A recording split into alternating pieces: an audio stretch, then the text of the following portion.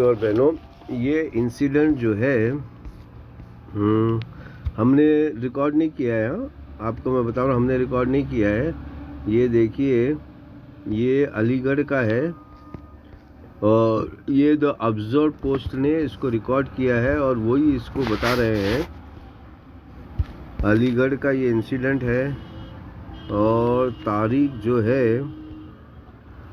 ये बस जो है, देखिए आज तारीख है 29 अप्रैल, तो ये 28 अप्रैल का है 2025 का।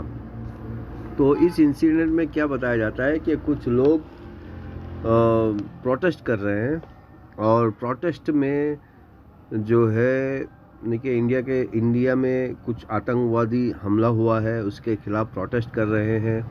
और फिर प्रोटेस्ट के दौरान एक मुसलमान लड़के को पकड़ते हैं और कहते हैं कि जय श्री राम बोलिए और इस तरह की बातें करते हैं। ठीक है, देखिए इसको समझना बहुत ज़रूरी है आपको।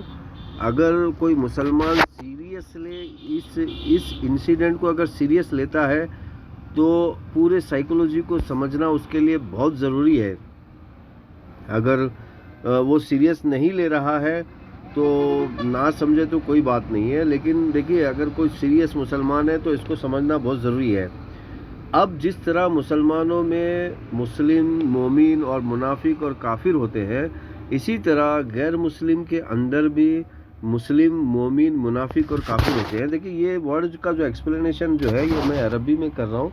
अगर इसी को दूसरी ज़बान में एक्सप्लेनेशन किया जाए तो एक बिलीवर यानी खुदा को मानने वाला, जिसको हम मोमिन कहते हैं, और जनरली एक कम्युनिटी होती है जो खुदा को मानती है, जिसको हम मुस्लिम कहते हैं, यानी कि ये अरबी में।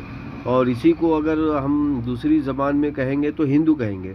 तो हिंदू कम्युनिटी का मतलब ये होता है कि खुदा को मानने वाली कम्युनिटी संस्कृत ज़बान में। और उसके अंदर मोमिन होते हैं। मोमिन अगर उसको कहेंगे तो ब्राह्मण जिसको हम बोलते हैं तो वो मोमिन की तरह होते हैं।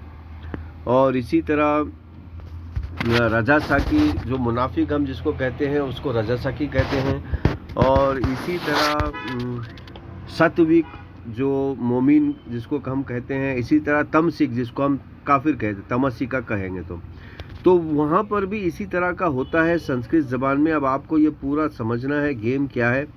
देखिए जो शैतानी उलमा है, जैसे कि आपने देखा होगा शैतानी उलमा मुसलमानों के अंदर भी है जो नॉन मुस्लिम के साथ तशद्दुद करो बोलकर भड़काते हैं। तो इसी तरह संस्कृत ज़बान के मानने वालों के अंदर भी शैतानी उलमा है जो मुसलमानों के खिलाफ तशद्दुद आप कीजिए बोलकर भड़काते हैं। तो ये मामला होता कब है? ये देखिए ये हो गया क्योंकि जो नॉन मुस्लिम जो कम्युनिटी है उनको किसी ने दावत नहीं दी, उनको किसी ने इंसानियत क्या है वो बताया नहीं उनकी किताबों से। तो उनके अंदर एक वहम बैठ गया है कि ये जो मुसलमान है ये जो है पिछली किताबों को और पिछले पैगंबरों को नहीं मानते हैं। ये उनके अंदर वहम बैठ गया है। तो सेम वहम जो है मेरे साथ भी ये वाक़या हुआ है और मेरे साथ जो वाक़या हुआ है मैं आपको शेयर कर रहा हूँ। देखिए ये तो अभी 2025 में हुआ है, मेरे साथ जो हुआ है वो 2009 में हुआ है। यानी कि रिलायंस कंपनी में मैं मैनेजर था और मेरे हाथ के नीचे जितने भी काम करने वाले थे वो तकरीबन नॉन मुस्लिम थे और वो अपने आप को जो है ना मजहबी, बहुत अपने आप को मजहबी कड़क समझते थे। अब बस क्योंकि उन्हें काम नहीं आता था या फिर उनके मज़हब में कोई मेरे जैसा बंदा नहीं मिला तो कंपनी ने मुझे मैनेजर बनाकर उनके ऊपर मैनेजर बना के भेजा। मैं उनका मैनेजर था। मेरे हाथ के नीचे तकरीबन 200 एम्प्लॉय, जो 200 इंजीनियर काम करते थे। अब 200 इंजीनियर में से हम दोपहर में खाना खाते थे और खाना खाने के दौरान एक 25-30 इंजीनियर मेरे साथ बैठ के खाना खाते थे। तो उन्होंने सोचा कि हम ये मुसलमान का बंदा है, इसको हम हरास करेंगे तो ये कंपनी छोड़ के चला जाएगा और हम में से कोई मैनेजर बनेगा। तो उन्होंने मुझे कहा कि भाई आप जो है मतलब आप इंडियन नहीं हो। देखिए उन्होंने क्या कहा, मतलब उन्होंने जो अल्फाज कहे वो एग्जैक्ट अल्फाज मुझे याद नहीं आ रहे, लेकिन उसका जो तर्जुमा था वो ये था कि आप इंडियन नहीं हो, यानी कि आप मुस्लिम हो तो आप पाकिस्तानी हो, ये कहने का मतलब था उनका। तो मैंने कहा कि भाई आप तो हिंदू ही नहीं हो।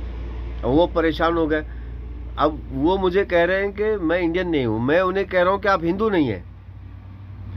अब उन्होंने कहा कि अरे ऐसा कैसा हो सकता है भाई। अब मैंने कहा कि क्यों नहीं हो सकता, आप मुझे इंडियन नहीं हो क्यों कैसा बता रहे हो। तो उन्होंने कहा कि देखिए आप कर्नाटक से हो तो आपको कन्नड़ा नहीं आती है तो आप इंडियन नहीं हो। तो मैंने कहा कि अब ये जो कंपनी थी ये महाराष्ट्र में थी, मुंबई में थी। तो मैंने कहा कि भाई मुझे तो मराठी अच्छी बात करनी आती है तो मैं महाराष्ट्रन हुआ। तो तो ये इंडियन नहीं होने की बात कहाँ से पैदा हुई। तो अब उन्होंने कहा कि भाई तुम हमें क्यों कह रहे हो कि हम हिंदू नहीं है। मैंने कहा कि भाई मैं साबित करूंगा कि आप हिंदू नहीं हो। अब वो हैरान हो गया, उन्होंने कहा कि हाँ साबित कीजिए। देखिए अब कोई बंदा कहता है कि मैं हिंदू हूँ तो उसके लिए भगवत गीता, वेदा, पुराना, उपनिषद पढ़ना बहुत ज़रूरी है। भगवत गीता के श्लोक नंबर 16, 23, 24 में साफ साफ लिखा हुआ है कि जो शख्स शास्त्र के हिसाब से नहीं चलता वो इंसान ही नहीं है, और ना उसे सुख मिलेगा, ना साक्ष, ना मोक्ष मिलेगा, ना उसे सिद्धि मिलेगी। ये साफ साफ श्लोक कहता है। अब मैंने कहा कि देखिए ये श्लोक पढ़ के सुनाया मैंने उनको। मैंने कहा आप जो भी बातें करेंगे, जो भी काम करेंगे, शास्त्र में लिखा होना चाहिए। उन्होंने कहा हाँ ये बात बिल्कुल सही है, और मैंने सबूत भी दे दिया भगवत गीता का। मैंने कहा कि मैं भगवत गीता पढ़ के सुनाता हूँ, अब आप भी पढ़ के सुनाइए। अब आप हैरान होंगे, उस 25 में से किसी एक बंदे को भी भगवत गीता का एक श्लोक नहीं पता। मैंने कहा ठीक है भगवत गीता छोड़ दीजिए, उपनिषद, वेदा, पुराणास, रामायण, किसी भी मजहबी किताब में से एक 4 वर्ड पढ़ के सुनाइए। तो सब 25 के 25 लोग चले गए। तो मेरे प्यारे मुसलमान भाइयों, शैतानी मुल्लाओं ने तुम्हें दावत के काम से रोके रखा है। और वो 25 लोग भाग गए, और फिर वो पूरे यानी कि रिलायंस कंपनी में मैं ऐसा बन गया कि कुछ भी काम होता तो मेरे से तकरीर करवाते। वो मेरे से तकरीर करवाते, पूरे रिलायंस कंपनी में मैं इतना मशहूर हो गया। तो मेरे भाई दावत का काम सीखो, ये तुम्हारा काम है। जो इस्लाम का जो 5 पिलर है इस्लाम में, और जिसका पहला पिलर शहादत है। शहादत का मतलब ही है दावत का काम करना, यानी कि प्रैक्टिकली दावत के काम करने को शहादत कहते हैं। मुल्लाओं ने तुम्हें धोखे में डाल दिया है। शैतानी मुल्ला इतने भर गए हैं, वो सिर्फ अपना जेब गरम करने के अलावा कुछ सोचते नहीं है, कुछ बातें नहीं करते हैं। वो शैतानी मुल्लाओं को छोड़ो उनके काम पर। अगर आप मुसलमान हो और आपको हिंदुस्तान में रहना है तो दावत का काम सीखो, दावत दो।